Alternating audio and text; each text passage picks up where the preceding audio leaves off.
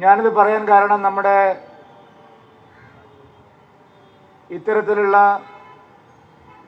ജീവികളുടെ ജന്തുജീവജാലങ്ങളുടെ അവർക്കെതിരെ നടക്കുന്ന ക്രൂരതകൾക്കെതിരായിട്ടുള്ള പല നിയമങ്ങളും സുപ്രീം കോടതി ആ നിയമങ്ങളുടെയൊക്കെ അടിസ്ഥാനത്തിൽ നമ്മുടെ തൊട്ടടുത്ത സംസ്ഥാനമായിട്ടുള്ള തമിഴ്നാട് സംസ്ഥാനത്ത് ജല്ലിക്കെട്ട് വലിയ വിവാദമായിട്ട് വന്നു. നമ്മുടെ ഉത്സവം പോലെ സമാധാനപരമായി നടക്കുന്നതല്ല. ജല്ലിക്കെട്ടിന്റെ നമ്മൾ ടി വിയിൽ എല്ലാവരും കണ്ടിട്ടുണ്ട്. നേരിട്ട് കാണാത്തവർ ടി വിയിൽ കണ്ടിട്ടുണ്ടോ? എത്രമാത്രം ജീവൻ പണയപ്പെടുത്തിയിട്ടാണ് ആ ജല്ലിക്കെട്ട് അവിടെ മത്സരം നടക്കുന്നത്. അതിൽ പങ്കെടുക്കാൻ വരുന്ന ആളുകൾക്ക് പോലും ഒരു തരത്തിലുള്ള സുരക്ഷിതത്വവുമില്ല.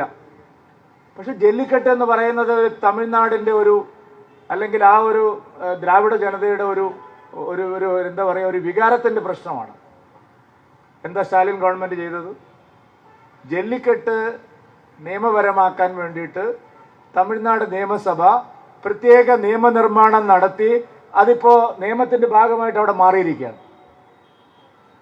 അപ്പൊ നമ്മൾ ഈ കേരളത്തിലെ ഗവൺമെന്റും കേരളത്തിലാണ് തമിഴ്നാടിനെ പോലെയല്ല, വളരെ ഐക്യത്തിലാണ് പ്രതിപക്ഷവും ഭരണകക്ഷിയും. എത്ര പ്രമേയങ്ങളാണ് നമ്മുടെ സംസ്ഥാനത്ത് പാസ്സായിട്ടുള്ളത്?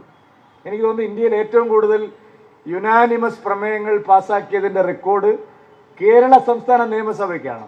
ബഹുമാനപ്പെട്ട ശ്രീ രമേശ് ചെന്നിത്തലയും ശ്രീ സുനിൽ കുമാറും ബിജു ഒക്കെ ഇവിടെ ഉള്ളത് കൊണ്ട് നമുക്ക് ഒരുമിച്ച് നിന്ന് ഇതിനെതിരായിട്ടുള്ള ഒരു നിയമനിർമ്മാണം കൊണ്ടുവരാൻ ഒരു തടസ്സവും ഉണ്ടാവില്ല എന്നാണ് ഞാൻ വിചാരിക്കുന്നത്.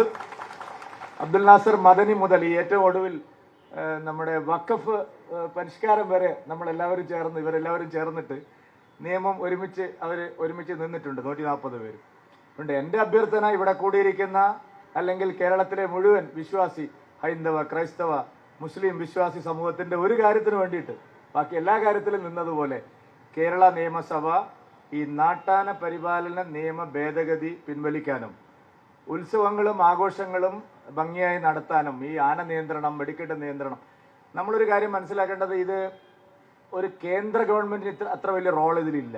അങ്ങനെ ഒരു പ്രചാരണം നടക്കുന്നുണ്ട്. ഓരോ സംസ്ഥാനത്തും ഓരോ രീതിയിലാണ് ആഘോഷങ്ങളും ഉത്സവങ്ങളും. ഇപ്പം നമ്മൾ തൃശ്ശൂർ പൂരം നടത്തുന്നത് പോലെ ഇന്ത്യയിൽ എവിടെയും ഇത്രയധികം ആനകളും കുടമാറ്റവും ഇത്രയധികം വാദ്യഘോഷങ്ങളും ഇന്ത്യയിൽ എവിടെയില്ല. ഓരോ സംസ്ഥാനത്തും വേറെ. ഇപ്പം ആസാമിലൊക്കെ ആനയെ ഉപയോഗിക്കും നമ്മൾ കണ്ടിട്ടുണ്ട്. പക്ഷെ ഇത്രയധികം കൊമ്പന്മാർ ഒരുമിച്ച് നിരന്ന് ഇങ്ങനെയുള്ള പിന്നെ ആഘോഷങ്ങളും ചടങ്ങുകളും നമ്മൾ വേറെ ഒരു സ്റ്റേറ്റിൽ പോയാലും നമുക്ക് കാണാൻ സാധിക്കില്ല. കേരളത്തിൻ്റെ മാത്രം തനിമയാണ്, കേരളത്തിൻ്റെ മാത്രം പ്രത്യേകതയാണ്. അപ്പോൾ അത് വന്യജീവികളുടെ അല്ലെങ്കിൽ മറ്റേ വളർത്തു ജീവികളുടെ പിന്നെ നിയമങ്ങളൊക്കെ കൊണ്ടുവരുമ്പോൾ കേന്ദ്ര ഗവൺമെൻറ് എല്ലാ സംസ്ഥാനങ്ങളെയും നോക്കിയിട്ടാണ്. ഇപ്പോൾ പെസോ നമുക്കറിയാം. അപ്പോൾ വെടിക്കെട്ടിന് വലിയ തടസ്സമായി നിൽക്കുന്ന ഒരു നിയമമാണ് ഞാൻ അംഗീകരിക്കുന്നു. കാരണം പെട്രോളിയം പ്രോഡക്റ്റുകൾ കൈകാര്യം ചെയ്യുന്ന സ്ഥലങ്ങളുമായി ബന്ധപ്പെട്ട് ഉണ്ടാക്കിയിട്ടുള്ള നിയമ ഭേദഗതിയുടെ ഭാഗമായിട്ട് പെസോ വലിയ തടസ്സമാണ് വെടിക്കെട്ടിന്. പക്ഷെ പെസോ വന്നതിന് ശേഷം നമ്മൾ എത്രയോ പൂരം ഇവിടെ നടത്തിയിട്ടുണ്ട്, ഒരു തടസ്സവും ഉണ്ടായിട്ടില്ല.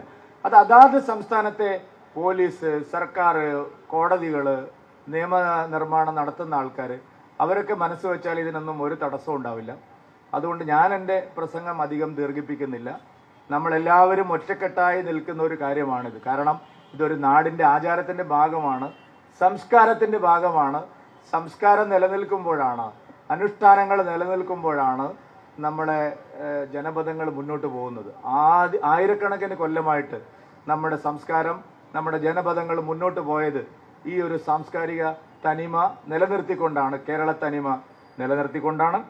അതുകൊണ്ട് നമ്മുടെ ഗവൺമെൻറ് തന്നെ മുൻകൈ എടുത്ത് ഈ കാര്യത്തിലൊരു നിയമനിർമ്മാണം നടത്തി അല്ലെങ്കിൽ ഹൈക്കോടതിയിലൊരു റിവ്യൂ, ഇപ്പോൾ നമ്മൾ സുപ്രീം കോടതിയിൽ പോയതുപോലെ ഹൈക്കോടതിയിലൊരു റിവ്യൂ നമ്മളത് നേടിയെടുക്കാൻ ആവശ്യമായിട്ടുള്ള പരിശ്രമം ഉണ്ടാകണം.